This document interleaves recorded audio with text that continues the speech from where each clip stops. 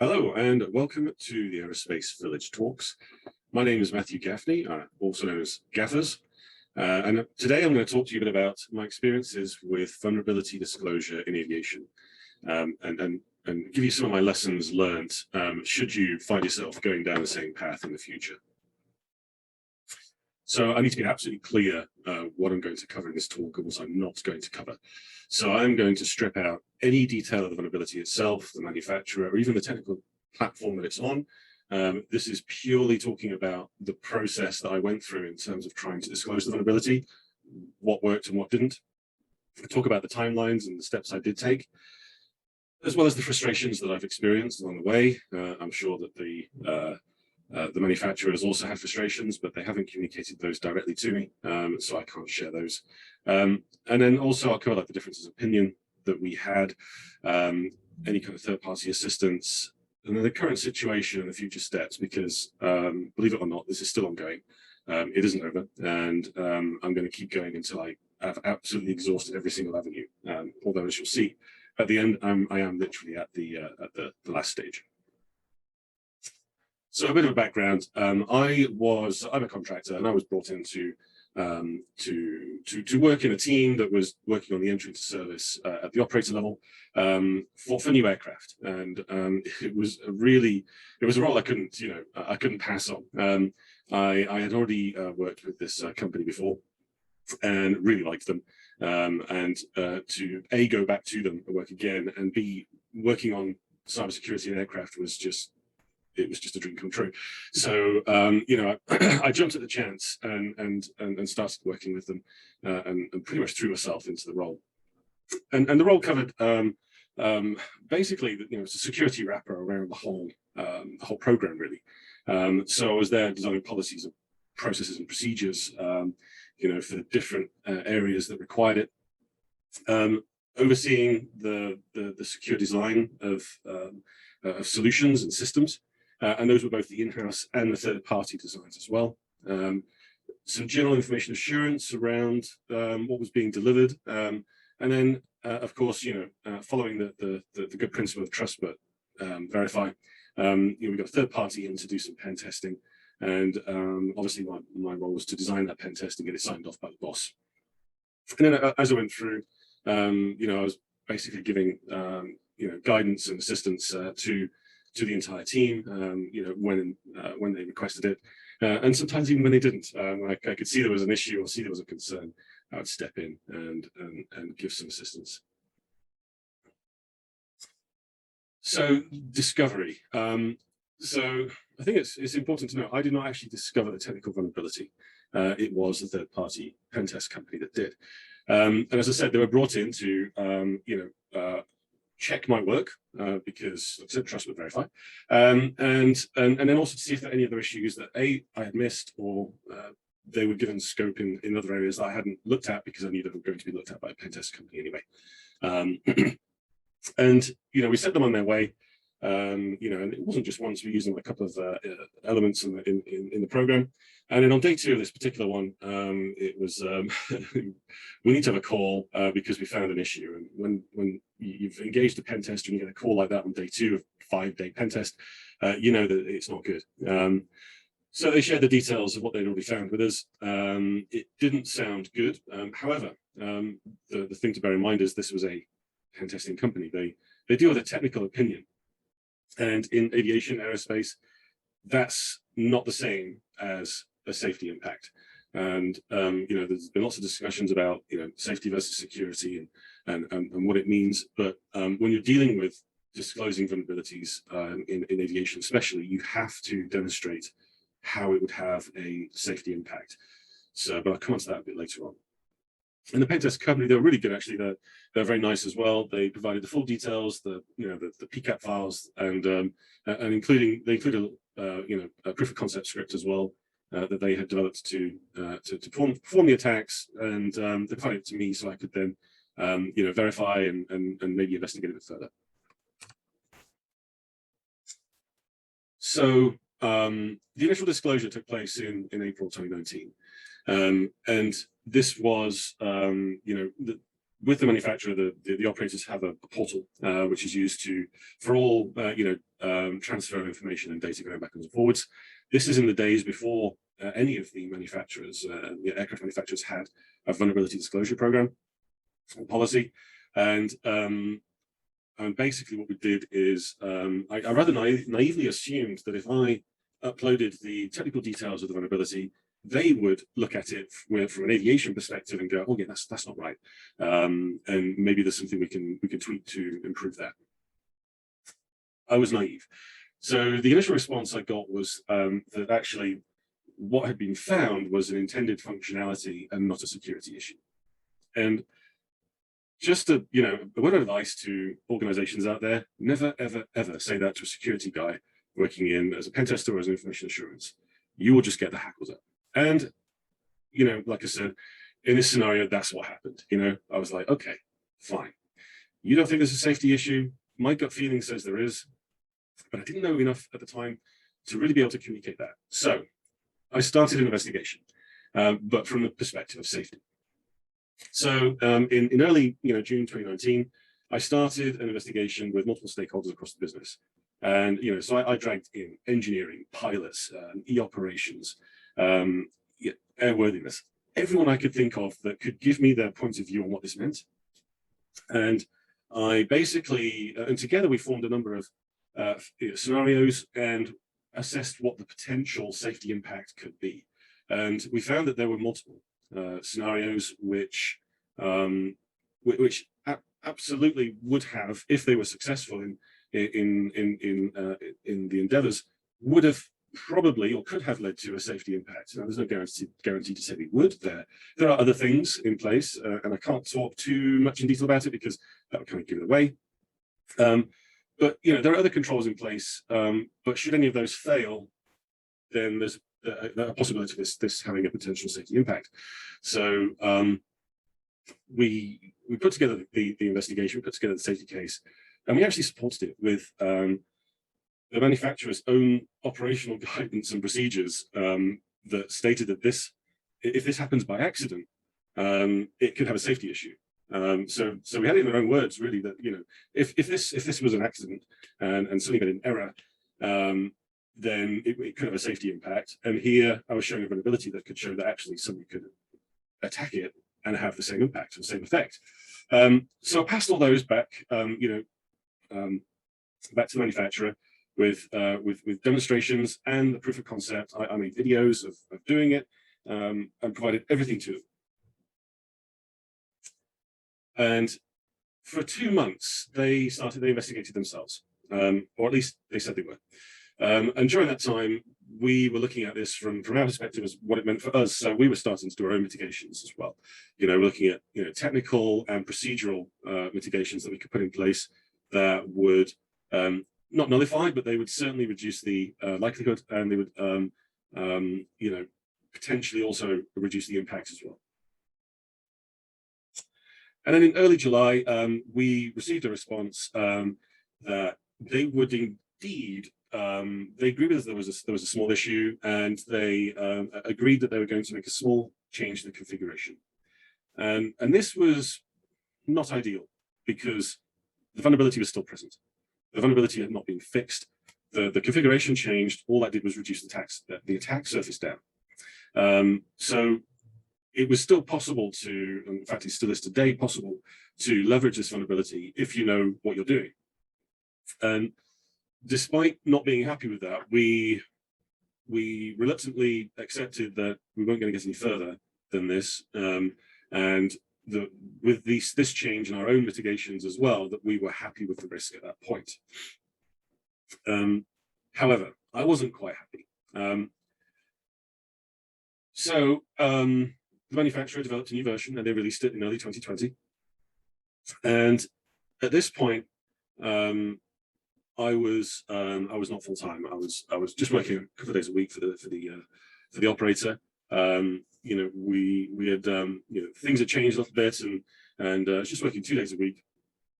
So I had less time to work on various things, and I had to really focus on the meat and potatoes of what I was doing.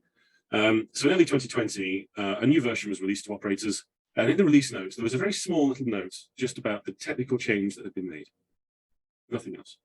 There was no information concerning the vulnerability. There was no information as to why the change was made, just that there was a change. And in addition to that, there was no security notice that had been issued. So that meant that manufacturers were not even obliged to apply this upgrade. They could, still be compliant by running the previous version. So they were not aware of the vulnerability, not aware of the potential impact or the risk. And then to make matters worse, they completely oblivious to that and unable to put their own controls mitigations in place. And I found that very, I found that very disingenuous. I was very disappointed with that because it goes against everything that I come to learn about in aviation in terms of how you deal with issues. You can't know all the problems, you can't know all the weaknesses, but if you do find something that's wrong, you have an obligation to speak up, speak out, and inform people and make changes where necessary. And I didn't feel that was happening in this scenario. And also, this manufacturer gives operators a number of security recommendations, and there were no changes to that either. Even though there was an opportunity, there was no changes to these recommendations to include other mitigations that could come into place. So there was ample opportunity for the manufacturer to inform operators of the issues, and they chose not to take it. So April to October, a bit of a funny time for me because obviously with the impact of COVID, the operator I was working for got rid of all contractors. Like all airlines, they were in a dire situation in terms of cash flow, and absolutely understand that decision and absolutely hold no grudge against them for that. What it did mean is that obviously I then lose access to the manufacturer. What I do have though is a number of contacts in different operators around the world. So I've got this spare time on my hands because I'm not working anymore. So I decided to start tracking compliance of the new version, seeing if operators were indeed taking it up. So I started contacting those that I could. Admittedly, not very many, but the ones that I could and got back to me said they were not aware of any vulnerability, let alone this one. They were not aware of any vulnerability in the software, and they were actually still using a previous version. So that disappointed me a lot because the emphasis wasn't put on the need to upgrade. The operators were still using a vulnerable version, even though there was one out there which reduced the attack surface and likelihood down to a level at which the manufacturer was at least happy with. So I then attempted to do some outreach. And this I found very frustrating because I'm not someone with thousands of followers on Twitter. I don't follow that. That's not my goal on Twitter. Although it might have helped me in this case, but hey ho, it is what it is. So I tried something on Twitter that didn't get very far, and then I tried direct approaches to other operators, ones I didn't already have a relationship with, and that was difficult because I very rarely, if ever, in fact, I can't remember seeing a single vulnerability disclosure policy for any of the operators that I could find, or if they were there, I couldn't find them. So I tried just doing direct approaches through LinkedIn, through email, and as you can imagine, I had very, very limited success, despite my best intentions and best effort. So it gets to October. I've just started a new role, new contract, not in aviation, sadly, but it was a greenfield, site, one-man security team for a medium-sized company. Quite a challenge, and obviously I was quite busy. But I decided I still couldn't let this go. I'm quite stubborn, as multiple people have told me through my life. But I like to think of it as when I get a bit between my teeth, I don't let go. And I felt this was important enough to keep going. So I re-established contact with the manufacturer. And at this point, they had a vulnerability disclosure policy and program. So I thought, excellent, I shall use that. And I waited and I waited and I waited. And then after about 2 weeks, I got a generic reply, which was not really a response. And like I said, I was really busy in my new role, and it kind of went onto the back burners a little bit. And it wasn't really until March this year that I had a bit of spare time, a bit of bit of spare bandwidth, really. Sorry to use these buzzwords that probably annoy a few people, but that's me. So I decided to follow up with another email to the same vulnerability disclosure email, and that time I had no response whatsoever, not even an acknowledgement. So after waiting about 4 weeks, I decided that I was going to take this to the next level. So I went in and approached an entity at the regulator. So I didn't go at the top level of the regulator. What I did was, this is a branch of the regulator that deals specifically with disclosures of vulnerabilities. So I thought, perfect, these are the guys that are going to help me get this through. They're going to understand where I'm coming from. They're going to understand where the manufacturer's coming from, and we can find a way forward to make operators aware of the problem. So, they asked me to provide full details. So I did. I wrote I think it was nearly 16 pages of reports. I gave them all the videos and all of the results. And they then did their own investigations. They contacted the manufacturer, and immediately, literally within a day of them contacting the manufacturer, they responded to the regulator and shut the conversation down. And I was very surprised at how abrupt that was. I was also very surprised that it appeared that this entity at the regulator didn't really seem to have any kind of say in making sure that, well, if they shut the conversation down and still go direct with them, because that's what they asked. They asked that I didn't go through this entity. They asked that I go directly back to them, despite the fact they had been ignoring me. And this entity, the regulator, was unable to help any further with that. They seem to have the right intentions, but just not the right sway, I guess, is the proper way to put it. So I complied with the request, and I sent a new email to the manufacturer, and it took them 4 weeks to reply. And what I asked them was basically, whether the operators have been informed of the vulnerability, whether there'd been a security notice, whether operators have been encouraged or forced to upgrade to the latest version. I knew they hadn't been, because my friends at other operators had told me that, but I wanted to hear it from them too. And they also then put in a couple of things that which was quite interesting. So I did ask them if they were looking, because I know they're looking to replace the software in which the vulnerability was found in. I know that there is a complete rewrite from scratch going on, and I asked them what the timeline for that was. But they also included a little note there that only airworthiness authorities are empowered to mandate design changes. And I found that an interesting statement. So what they're saying is that they can't make them mandatory, but the airworthiness authorities are. It just seems a little bit weird to me that they seem to hold the power in this relationship, but they won't move unless the airworthiness authorities are, but they're not informed. Neither are the operators. It just seems a bit weird to me. There's something missing in this whole relationship. And then we get to the final correspondence between them and I.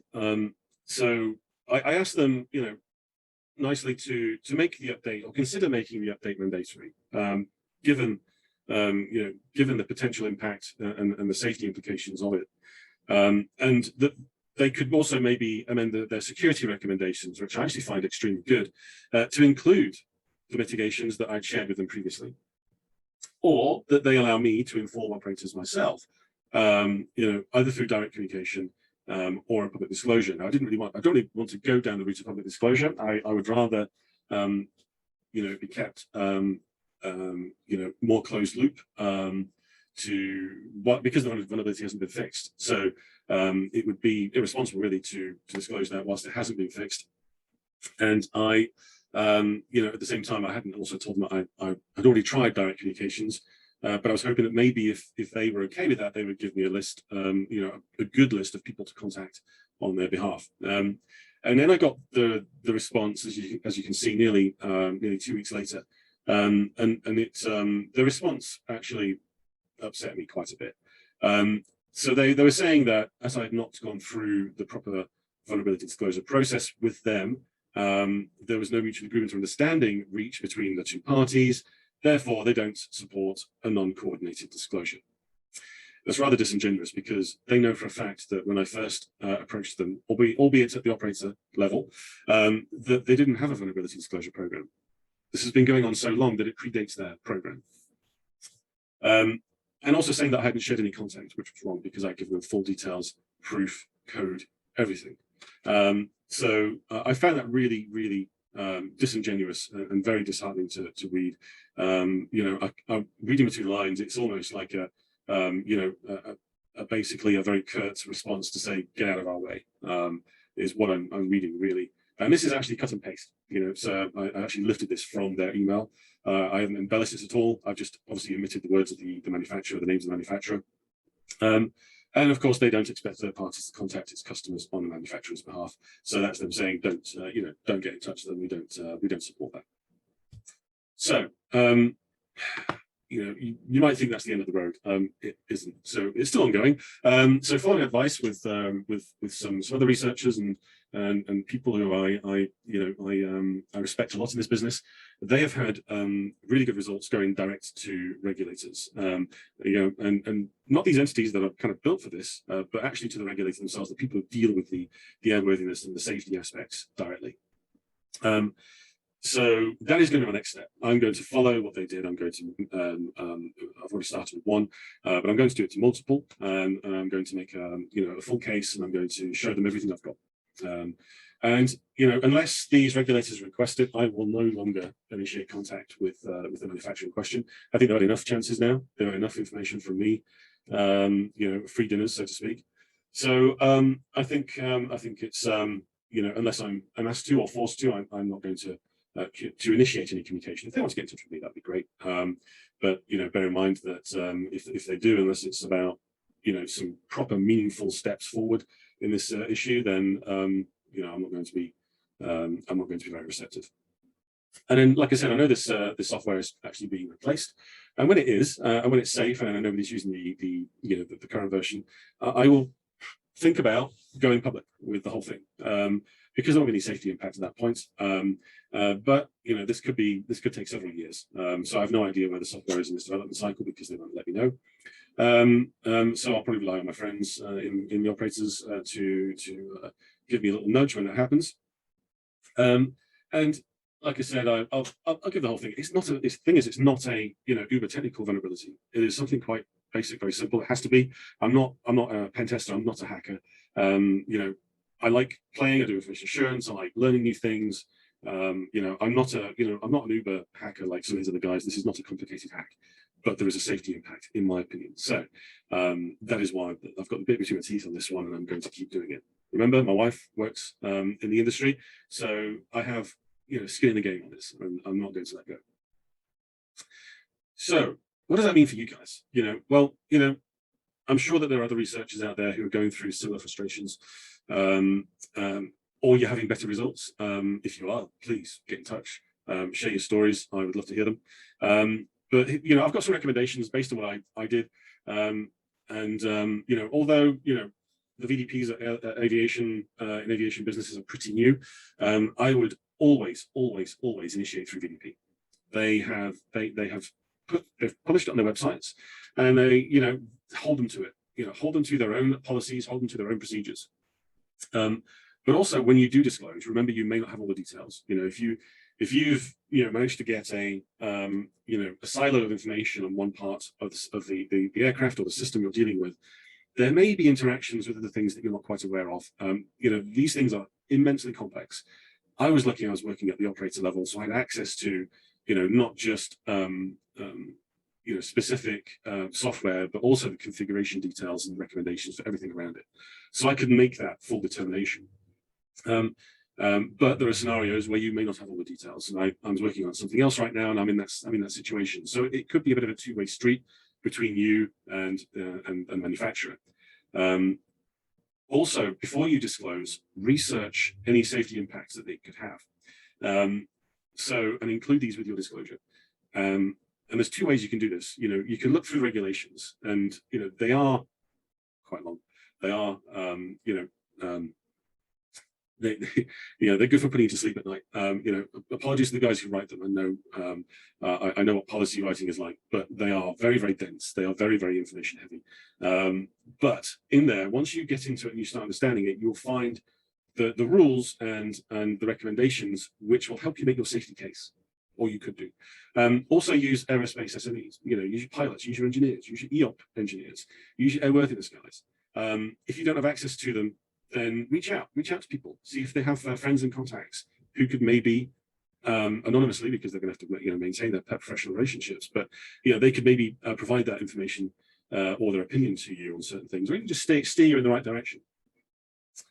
And because of that interaction and that research that you do, you can then start recommending mitigations that you've developed with these SMEs. Include those in your disclosure. What I would say is, for researchers, an absolute do not disclose any vulnerability publicly before the safety impacts are sufficiently mitigated by the manufacturer. I'm in a situation whereby the manufacturer isn't taking their responsibility properly, in my opinion anyway, and that is holding me back. That is holding me back, because if they decided to fix this, and they could, without replacing the software completely, they could fix this or put some things in place that would make it much more difficult to to leverage the vulnerability, but they decided not to. So that's on them. But it also means that I can't then disclose publicly because the safety impacts are still there. It's a bit shitty. That's the way, just the way it goes. What I was also saying as a researcher is, don't take no for an answer. Be stubborn, ask questions.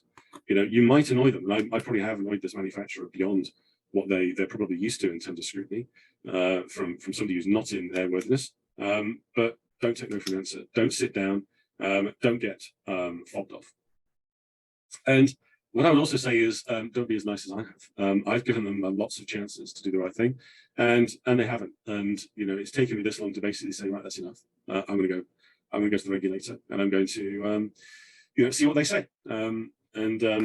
Maybe there'll be an update to this at some point, but or maybe there won't be. But we'll see. We'll see what the regulator says when they get back to me. And now some recommendations for you aerospace organizations out there. So to quote the great Jeff Troy, a vulnerability disclosure program is not a page on your website. You really need to, ideally, have these processes built in place and tested in your company. That's what ideally, I'd say that's the minimum you need to do. Ideally, what you need to have is that program is your ethos. That is a feedback loop into your own safety program. So absolutely take vulnerability disclosure from researchers seriously. Do not fob them off. Now, if they turn around and come to you with something that is not an issue, help them understand why. Don't just say and go, it's not an issue, because trust me, someone like me will just get bit between the teeth and they'll go at it like a dog in a bone. So follow the spirit of your VDP, even if you don't closely abide by it, and respond in a timely manner. You'll see some of the delays I had in response there with this manufacturer. That's not really acceptable. When you consider that in businesses, your normal timeline for disclosure is 60 days, and some of the responses I had were about as long as that. You have to bear in mind that a researcher might turn around and say, well, actually, I have done what I think is ethically correct. I've waited 60 days, you haven't responded, and I'm going to disclose. And then we're all in a pickle, because that information isn't out there before you had a chance to properly respond and work with the researcher. So respond in a timely manner. And like I said before, if there are gaps in the research, work with the researcher to understand it better, because it's going to help you in the long run. I'd also say, do not hide by regulations, even if they're written in a way that allow you to do so, because it's not great behavior. And it's quite disingenuous to me, in fact. So if you are relying on security assumptions in your own risk assessments that you put forward for airworthiness, and then don't inform operators of the risk. Sorry, if that assumption is that you assume that the operator is doing certain things, and you don't inform them fully of the risk, then how can you really value that assumption? How can you really have confidence in that assumption as being an effective control in your own risk assessment? So really consider that when you're making these assumptions and how you deal with risk at the operator level. So that's it from me. I'll be doing some Q&A in the Discord channel. What I will say is, do not ask me the details of the vulnerability. Do not ask me, who the manufacturer is, who the operator is. I'm not going to talk about that kind of stuff. So if you want to talk about the process and advice about how to deal with manufacturers, operators, organizations, regulators, I'll be in there, and if I don't know the answer to the question, I know a lot of people who do. So I look forward to seeing you in the channel.